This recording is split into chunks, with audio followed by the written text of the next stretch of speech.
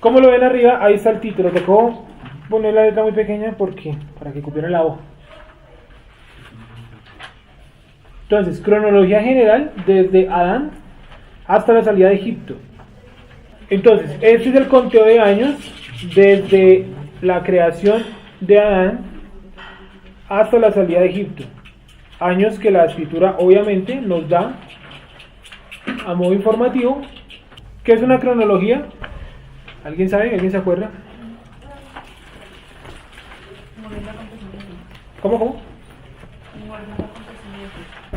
Sí, un orden de acontecimientos. ¿Qué más puede ser una cronología? ¿Cierto? Una organización del tiempo o de acontecimientos. Entonces aquí vemos los acontecimientos desde antes de la creación de Adán, como lo pueden ver en el punto número 1, hasta cuando se acabaron los años en el desierto. ¿Cuántos años duraron en el desierto? 40, ¿no? La vida de Moisés está dividida en 3 etapas. La primera etapa cuando está en Egipto, la segunda etapa cuando está en Madián y la tercera etapa cuando está en el desierto. Sí, 3 etapas. 3 etapas. Vuelvo y la repito. Primera etapa cuando está en Egipto, segunda etapa cuando está en Madián y tercera etapa cuando está en el desierto. Entonces, como se dan cuenta, en la parte izquierda de la hoja dice el año, ¿no? Y los 3 primeros acontecimientos no van a tener marcado el año. ¿Por qué? ¿Quién se acuerda? Que eso yo lo expliqué hace bastante tiempo ya. Hace como unos 6 meses más o menos lo vimos. ¿Por qué los 3 primeros acontecimientos no tienen marcado un año definido? Pues porque no estaba sol ni estaba la luna. Todavía no había una manera de determinar el tiempo en la tierra. Por lo tanto, todo eso que sucedió antes de la creación de Adán queda en un tiempo indeterminado. O sea, si usted le quiere poner 15.000 millones de años como le pone la ciencia, supuestamente, ¿no? Los budistas también le ponen más o menos de tiempo, 16.000, pues póngase. ¿Sí o no? De todas formas, no hay quien lo pueda determinar por la inexistencia del sol. Al no existir el sol, no se puede medir como tal la cantidad de años. Luego, estando el sol, se podría llegar a medir, pero hay un problema, que el que lo mide no está. ¿Quién es el que mide? El ser humano. El ser humano, ¿hasta qué día, según el conteo de Dios, es creado? Hasta el 6º día, ¿no? Siendo la mujer creada de último. Primero el hombre y después la mujer. Entonces, 3 eventos que no van a tener fecha determinada. No lo vamos a leer todo porque sería bastante tedioso repetir algo que ya hemos repetido, ¿cierto? Que ya hemos visto en otras hojas, en otros materiales, donde hemos visto con detalle todo esto. Simplemente es como para que tengan una compilación mucho mejor. Entonces, los 3 primeros nomás y vamos mirando ahí de para abajo. Entonces, antes de la fundación de la tierra, ¿cierto? Sucedieron unos eventos. Miremos un momento Efesios 1:4. Ahí están las citas, Efesios 1:4, primera de Pedro 1:20. Entonces, ¿cómo dice Efesios 1:4? Según nos escogió en él antes de la fundación del mundo, para que fuésemos santos y sin mancha delante de él. O sea que desde cuándo destinó Dios que fuésemos apartados y santos y que viviésemos sin mancha. Desde antes de la fundación. O sea, usted viene a la tierra con ese propósito, ¿no? No es que usted viene a la tierra y como que usted de casualidad se encontró a Dios. Ya hemos visto muchas veces por qué el ser humano no puede ni está en la capacidad de buscar a Dios. Porque cuando busca a Dios, hace un Dios a su medida. ¿Por qué los hijos de Israel cuando salieron de Egipto, lo primero que hicieron fue hacer un becerro de oro? ¿Por qué no hicieron otro Dios? ¿Por qué no hicieron otro Dios? ¿Por qué no hicieron una serpiente? ¿Por qué no hicieron un dragón, un perro, cualquier otro animal o cualquier otra figura? ¿Por qué exclusivamente un becerro? ¿Qué representaba el becerro en Egipto? Exacto. ¿Qué representaba el becerro en Egipto? ¿Y qué representaba el becerro en Egipto? El dios más alto en ese momento, en esa dinastía, la dinastía número 18, y es el dios Apis, que era un ser humano con cabeza de buey, ¿sí? Cabeza de toro. Y lo que ellos hacen es hacer la forma de representación del dios, que es una vaca, un becerro, y lo hacen en oro, que es el material más valioso para los egipcios, ¿sí? Entonces, hacen el becerro de oro y lo adoran porque están buscando a Dios. Es decir, cuando yo busco a Dios, ¿cierto? Yo hago un Dios a mi forma. Por eso casi todo el mundo que dice, yo creo en Dios, pero ¿cómo? A mi manera. O sea, se inventó Dios, se inventó su Dios. ¿Eso puede ser contado como idolatría? ¿Por qué? ¿Por qué sí o por qué no? Porque sí, porque inventa a su manera, ¿no? Exacto, atribuirle funciones que no tienen nada que ver con el Dios que está en la Biblia. Porque se ajusta a su conveniencia. Porque es conveniente. Entonces, por lo tanto, ¿podemos considerarlo un grado de idolatría? Obvio. También considerar que yo soy o sea, que la aceptación de Dios va de aquí para allá.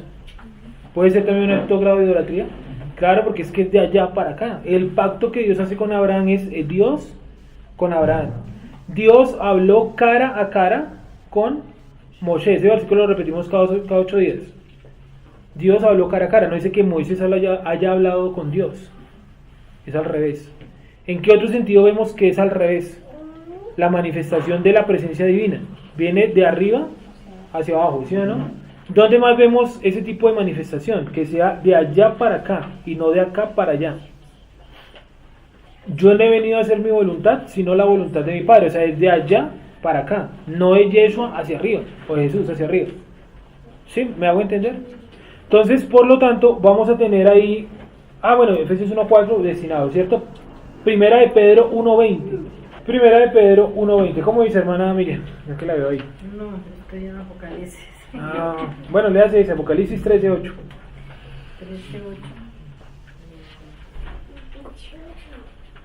13:8.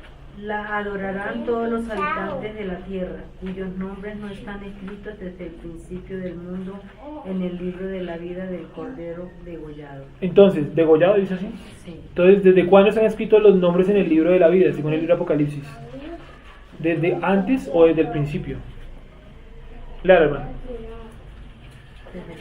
La adorarán todos los habitantes de la tierra, cuyos nombres no están escritos desde el principio del mundo en el libro de la vida del Cordero degollado. Es decir, esos nombres que están allá escritos en el libro de la vida, ¿desde cuándo están escritos? Desde el principio. ¿Sí? Desde el principio están escritos. ¿Que esos son quiénes? Los escogidos o elegidos, que pertenecen a quién? Al Cordero. Entonces, miremos ahora sí, primera de Pedro 1:20. Ya destinado desde antes de la fundación del mundo, pero manifestado en los postreros tiempos por amor de vosotros. Otra vez, por favor. Ya destinado desde antes de la fundación del mundo, pero manifestado en los postreros tiempos por amor de vosotros. Sí, destinado desde antes, ¿cierto? Y manifestado en los posteros tiempos. Está llamando a la época de Yeshua posteros tiempos. Si la época de Yeshua son posteros tiempos, entonces estos tiempos ¿cuáles son? ¿Cierto? Los últimos de los últimos. ¿Sí? Los últimos tiempos son estos. Acuérdense que cuando Dice, ya destinado desde antes de la fundación del mundo, pero manifestado en los postreros tiempos por amor de vosotros. Listo, es decir, Yeshua estaba destinado a morir desde antes de la fundación de los tiempos. Por lo tanto, no hay ninguna duda de que Yeshua tenía que morir. Tenía, ¿sí o no? No era que debía, tenía que morir. Porque si no, ¿quién hubiera pagado por nuestros pecados? Nadie. ¿Un animal?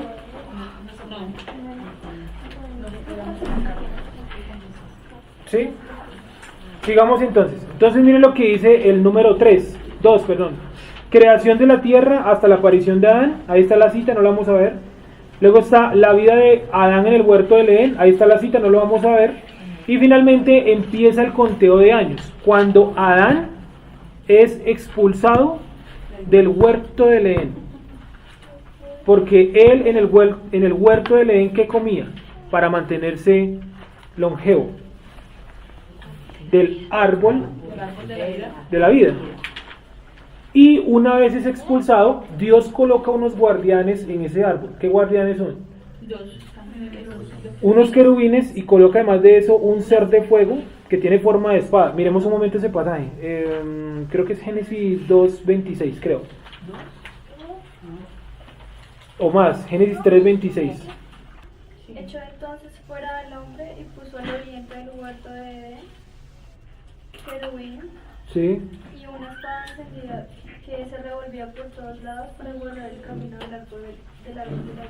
Entonces miren que como tal los seres que colocaron los colocaron para proteger el camino al árbol de la vida, es decir, Adán accedía libremente a ese árbol y luego de su caída Dios coloca esos guardianes, los querubines, ¿y qué más coloca? La espada de fuego, un ser de fuego, esos seres de fuego, ¿cómo se llaman? Hashmalim, ¿no? Y esos seres de fuego, ese ser de fuego tiene forma de espada, ahí lo dice. Sigamos. Entonces, como ustedes se dan cuenta, el cuadro tiene 4 cuadros, ¿no? Está el año, el acontecimiento, el versículo y la era.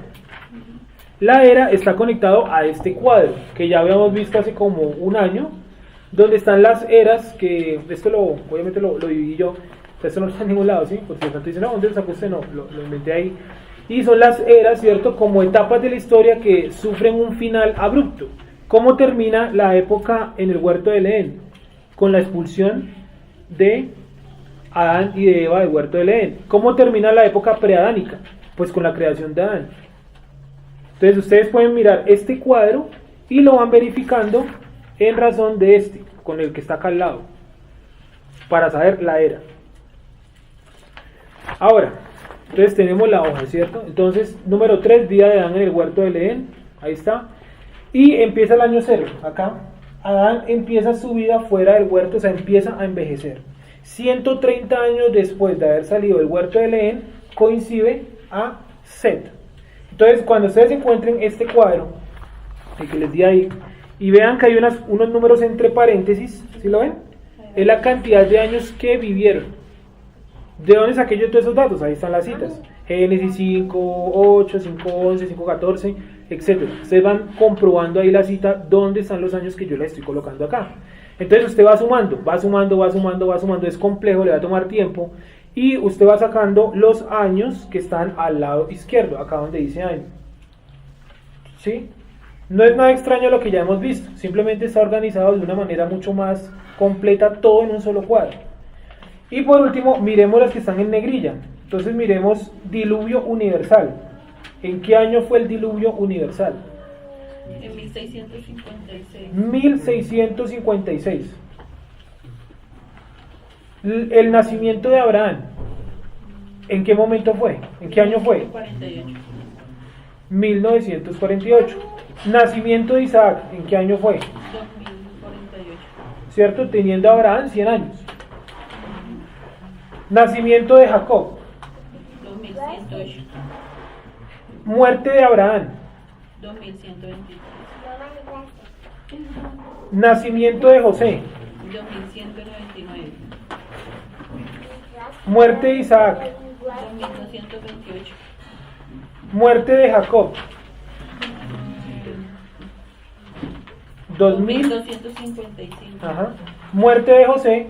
2309. Esclavitud en Egipto, 2309 al 2514, para un total de ¿cuántos años? Más o menos. Más o menos 205 años, que es un tema que ya habíamos hablado la vez pasada, ¿no? Que la esclavitud en Egipto no dura 400 años, porque hay un pasaje que dice que duró 430, otro que dice que duró 480, otro que dice que 400, entonces todo eso es contradictorio y toca llegar a un punto central, y es que el texto no dice que vayan a vivir 400 años en Egipto. ¿Qué es lo que dice el texto? Que van a estar oprimidos durante 40 años. Miremoslo un segundo. Génesis 15, 17. He aquí tu descendencia morará en tierra ajena 400 años. ¿Cuál es, Wendy? 15:3. Léelo, por favor. Entonces Hashem dijo a Abraham: ten por cierto que tu descendencia morará en tierra ajena y será esclava allí y será oprimida 400 años. Entonces ahí dice que la esclavitud va a durar 400 años. Dice la opresión. La opresión. Ya lo hemos visto ampliamente, ¿no? Donde dijimos que como tal, la esclavitud dura 205 años. Moisés nace en medio de la esclavitud. Nace en el año 2434. Y en el año 2514 es la salida de Egipto. Y finalmente, 2554, 40 años después, es el final del recorrido por el desierto. Entonces, ahora voy a explicar aquí al frente más o menos cómo es la cronología, como para que la cronología general. Entonces, viene algo así, ¿no? Está el año 0 y coloquemos aquí el año 4000. ¿Por qué el año 4000? ¿Quién se acuerda de esto? De hecho, en esta hoja está explicado. Aquí en esta hoja, en la parte de abajo está explicado lo que voy a explicar. ¿Sí lo ven? ¿Lo que ustedes ven ahí? ¿Sí, man? Sí. Entonces, ¿qué sucede en el año 3999 para iniciar el año 4000? Nace Yeshua. Entonces, en el año 4000 nace Yeshua. ¿Eso qué quiere decir? Que todo el Antiguo Testamento, el Tanaj, resume desde el año 0 hasta el año 4000. O sea, cuando ustedes leen Mateo 1, o Lucas 3, que es el nacimiento de Jesús, están leyendo 4000 años de historia. ¿Sí? Aquí, ya los que hemos visto la cronología en los años anteriores, sabemos que llegamos hasta el año como 3000 y pico, haciendo la suma. Y nos devolvimos para reiniciar la clase. Pero estábamos ya muy cerca del nacimiento de Yeshua. Ahora, ¿qué sucede del año 4000 al día de hoy? O sea, ¿en qué año estamos hoy? ¿En qué año estamos actualmente? 5970 y algo. Pero ese es el calendario ¿cuál? El judío. No se puede determinar en qué fecha estamos. Muy bien. ¿Eso que ustedes están diciendo es el año? Entonces, escuchen, ahí toca hacer la diferencia. Quería que me mencionaran el calendario judío por eso. Primero, ¿en qué calendario estamos nosotros aquí en Colombia? Escúchenme la pregunta. 2000. Entonces, ¿greco-romano o simplemente católico? ¿Qué año vamos? 2019. Según esto, Jesús, ¿cierto?, murió hace 2019 años. Por lo tanto, quiere decir que si sumamos 2019 más 4000, daría 6019, es decir, el milenio empezó en el año 2000, según le conteo. O sea, llevamos 19 años de milenio. Eso no tiene sentido. ¿Por qué no tiene sentido? No hay paz, no hay cuerpos transformados, no ha aparecido Yeshua, ni tampoco el anticristo. ¿Sí? Ahora, el calendario judaico.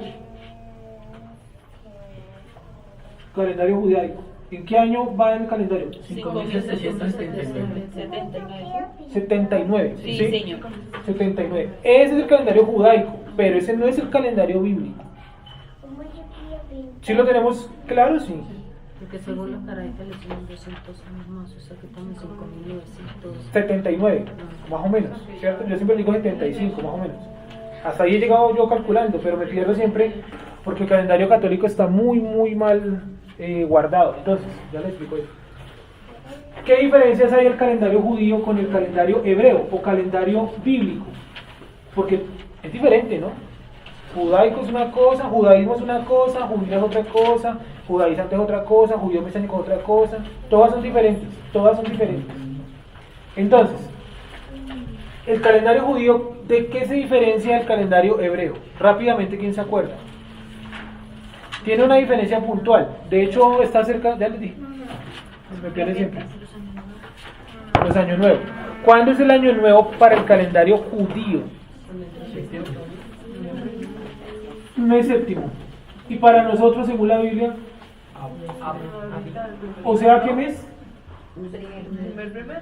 Entonces yo les pregunto a ustedes, ¿qué es más lógico celebrar? ¿El año nuevo en el mes séptimo o en el mes primero?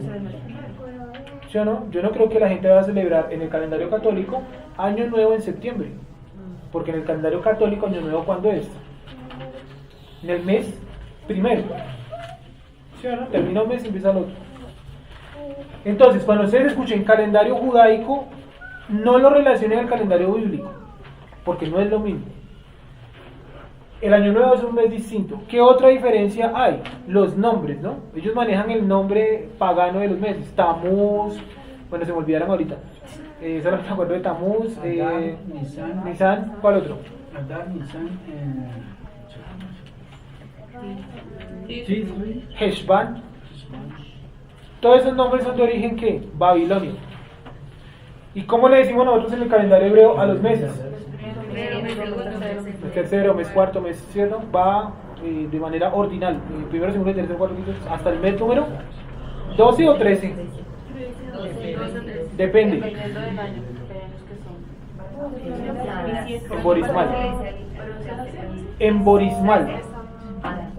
Emborismado o premiado o con Adar 2 también. Entonces, el calendario hebreo, ¿en qué año estaremos entonces en ese calendario? Más o menos hemos dicho que 5.900, ¿sí o no? Vamos a ver las dos abiertas, para hacerlo más tentativo, ¿sí o no? ¿Cómo podemos llegar a esa conclusión? Porque los mismos judíos dicen que su calendario de 5.779 le hacen falta más o menos 150 años. ¿Cuánto nos da esto de más? Alguien que me haga la suma rápido. 9, 12, 8, 9, 5.929, así por encima. Y los caraítas dicen que no, que son 175 años de desfase. Entonces, ¿dónde está toda la jugada de esto? Esperen, escuchen un segundito. ¿Dónde está toda la jugada de esto? Que Dios escondió los tiempos. ¿Por qué o para qué? ¿Para qué Dios esconde algo? Ya en el tabernáculo hemos dicho 1.000.000 de veces que Él esconde en el tabernáculo por determinadas razones. Pero en el calendario, ¿por qué?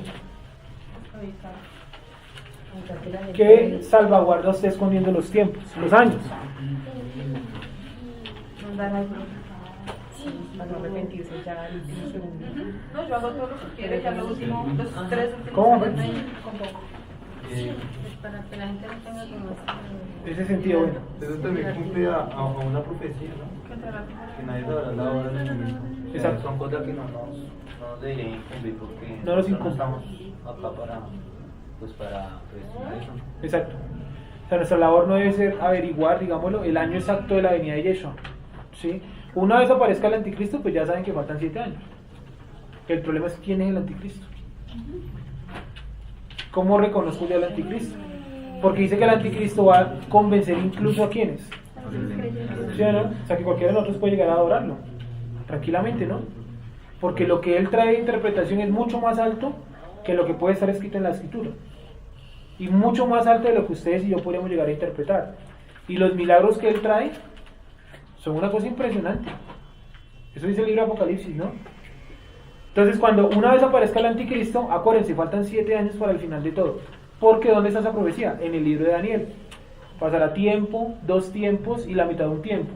1 año, 2 años, son 3 y medio tiempo, 3 años y medio. Y empezará la masacre de los hijos de Israel, el pueblo será depurado, ¿cierto? Será perseguido en las cuevas, en las montañas, en los valles. Los que se aíslen en las montañas hasta ya irán a sacarlos de las cuevas. Hay muchas profecías acerca de eso. Entonces, como tal, entonces, ¿en qué año estamos hoy en día? No sabemos. Estamos más allá del año 5.900, eso sí es seguro. ¿En cuál año, en qué década? Uy, no sé. La vez pasada yo les pregunté y algunos me dijeron, se animaron a decirme alguna década. La señora Beatriz, ¿cuál le pone? 5.900, casi 29. ¿Cuál le pone la hermana Miriam? por ahí unos 5.970. O sea, faltarían, según esa afirmación, ¿cierto? Más o menos 30 años, más o menos, para el regreso de Yeshua. Entonces piénsenlo más, vamos a suponer que yo les digo, no muchachos, faltan 8 años para el regreso de Yeshua. Eso quiere decir que el anticristo aparece el otro año. ¿Cómo vivirían ustedes este año? ¿Cuántas veces ha predicho los testigos de Jehová el fin del mundo? 5, no, 7 veces. Más de 7 veces. ¿Y en todas qué hicieron? Vendieron sus pertenencias, se vistieron de blanco y se pusieron en un valle o en la terraza de muchas casas. ¿Se acabó el mundo? Aquí vamos y todavía nada. Por ejemplo, las sectas pusieron las ediciones del tiempo. Sí. Sí. 80, 90, no me acuerdo. Hicieron suicidios colectivos. Porque era el fin del mundo. Se acercaba el fin del mundo. Entonces eso genera una histeria colectiva. Por eso yo creo que es mejor que Dios reserve todo esto. Por más de que usted eche números, me he dedicado harto a tratar de terminar. No, siempre uno se confunde porque los años en el calendario católico, esto está supremamente mal guardado. Miren, por ejemplo, nacimientos de personajes importantes. Napoleón, por ejemplo, está citado en una fecha de nacimiento diferente a otra. Los franceses cambian el calendario, entonces ellos también se enredan con el conteo. Los rusos, por ejemplo, decían que ellos no iban en noviembre, sino en octubre. Entonces, todo eso de diferencias de los calendarios ha generado esto, una confusión total. Entonces, con seguridad podemos llegar del 0 a 4, al 4000, utilizando todo el Antiguo Testamento. Es decir, todos estos años están comprobados, ¿no? Eso no fue que yo me puse a inventar ahí los números. Hice las sumas correspondientes del libro de Reyes, de Crónicas, ¿sí o no? Que ya lo hemos visto además, y llegamos a estos números. Entonces, ¿en qué año estamos ubicados según lo que venimos viendo? O sea, esto era como para modo general, resumen. ¿En qué año vamos ahí? 2514, ¿no? La salida de Egipto y el cruce del Mar Rojo. Año 2514.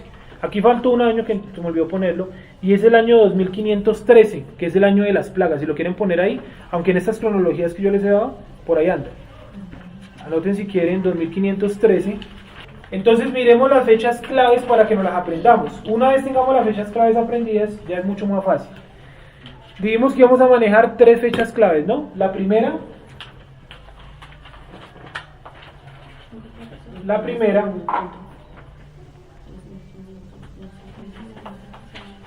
el año del diluvio. Dígame por favor el año del diluvio exacto. 1056. No. 1600. 1656. Listo. Nacimiento de Abraham. Es la otra fecha importante.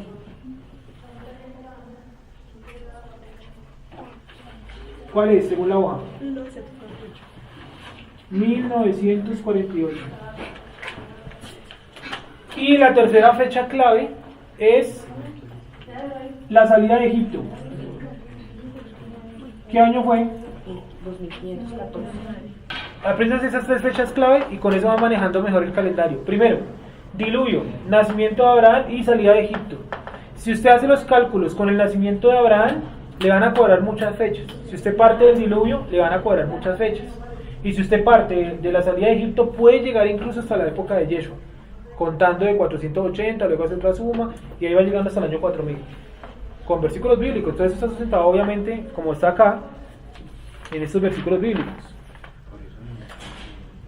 Ahora miremos un momento el libro de Hechos, donde dice algo acerca de Hechos capítulo 7, el discurso de Esteban, donde menciona algo acerca de Abraham, de Moisés.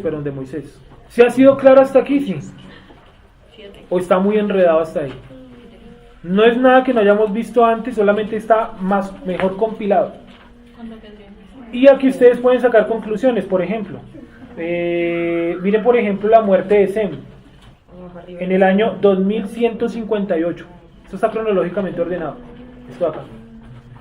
Año 2158, es decir, Sem estaba vivo y Abraham ya se había muerto.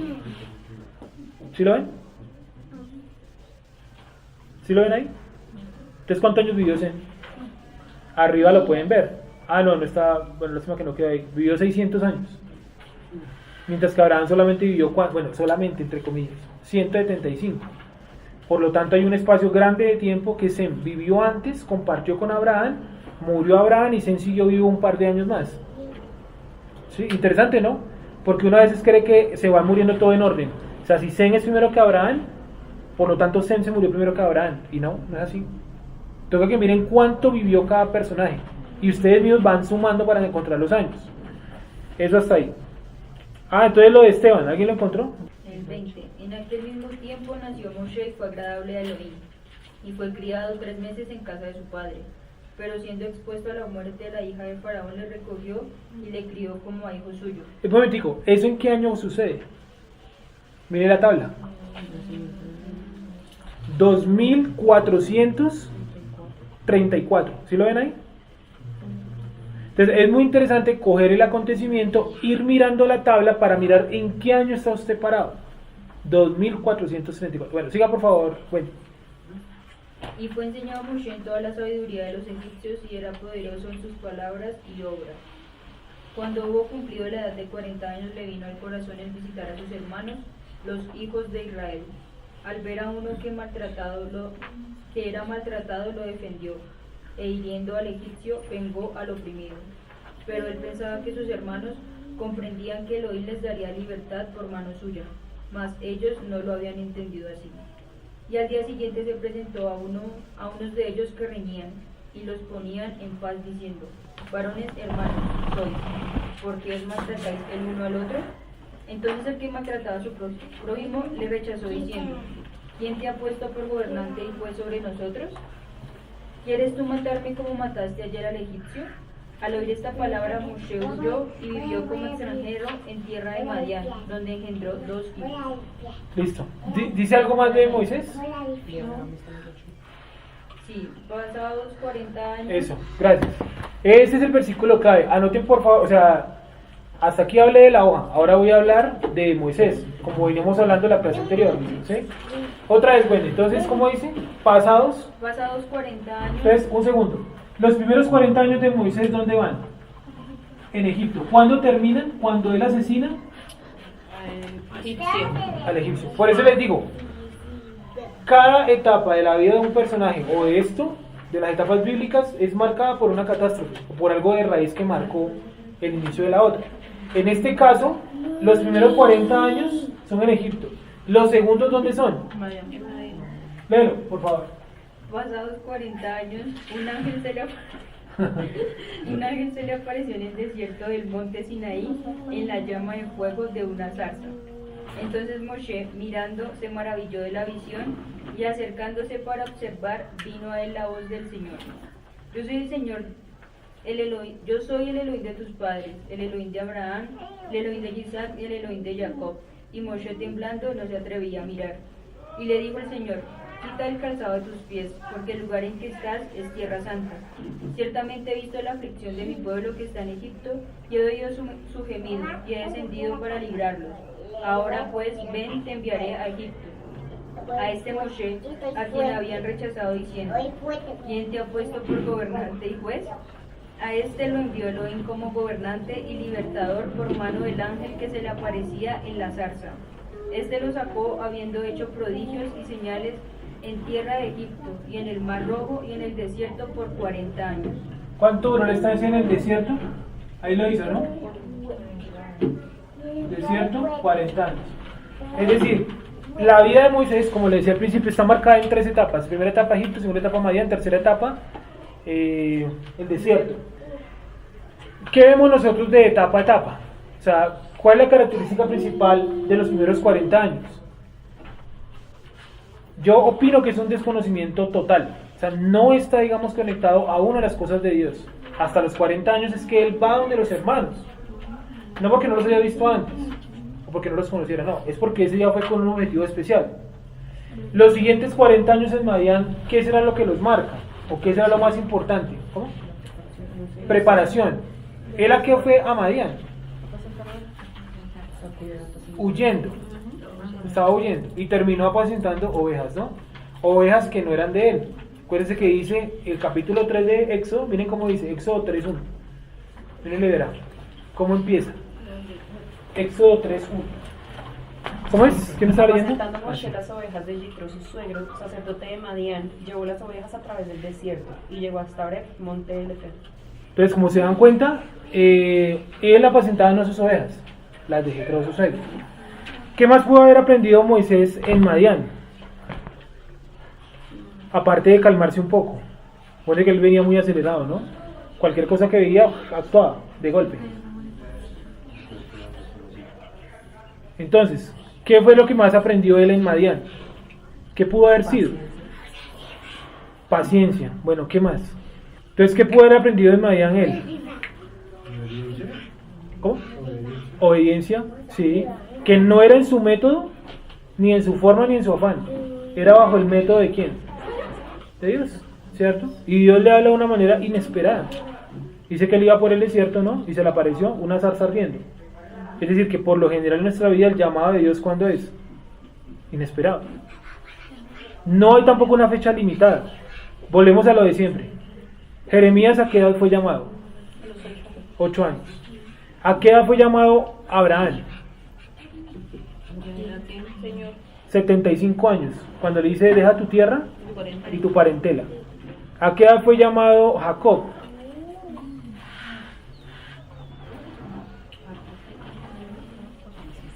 Dice, hoy coloco esta piedra por señal, ¿cierto? Si tú eres por Dios, yo te daré el diezmo. Eso es una cosa que se le ocurrió a él.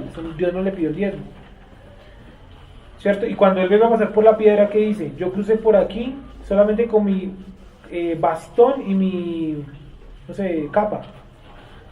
Y hoy vengo siendo jefe de ¿cuántos campamentos? De 2 campamentos. La casa de Israel y la casa de Judá. Lo vemos ahí claramente, ¿no? Bueno, ¿qué preguntas hay hasta ahí? Como para ir cerrando esta cuestión. ¿Entendemos entonces los 3 momentos? Sí. ¿Por qué 40? ¿40 qué? Porque 40 leyitos. Ah, ya. ¿Qué significa el número 40? Sería la pregunta. ¿Qué creen que puede significar el número 40? 40. Busquémoslo un momentico en las aplicaciones. Ahí tiene que haber alguna donde diga 40 y el significado como tal. Yo les tengo un significado, pero no sé si es el mismo de la aplicación. 40. Busquen un segundo a ver. Puede que cada número también tiene su significado, ¿no? 7, 9, todo. 6, 5, 4, todos, absolutamente todos. Bueno, entonces les voy a dar la explicación que yo sé en este momento. Entonces, hay dos maneras como se observa el 40. Y una puede ser 40 y otro puede ser 4. Escuchen un segundo. Puede ser 40 y el otro puede ser 4. ¿Por qué 4? Acuérdense que en la gematría hay un método de reducción que va sumando los números, ¿sí o no? Hasta que deja el más mínimo. Entonces 4. ¿Cuál es la letra número 4 del calendario? Del abecedario hebreo, del alefato. ¿Cuál? Dalet. ¿Qué significa Dalet? Hasta donde me acuerdo, Dalet es hombre rico. Génesis 7:12. Y hubo lluvia sobre la tierra 40 días y 40 noches. Listo. Dale un momentico sobre el 40 a ver qué te arroja. La Gimel es la que es hombre rico y la Dalet es hombre pobre. Hombre pobre.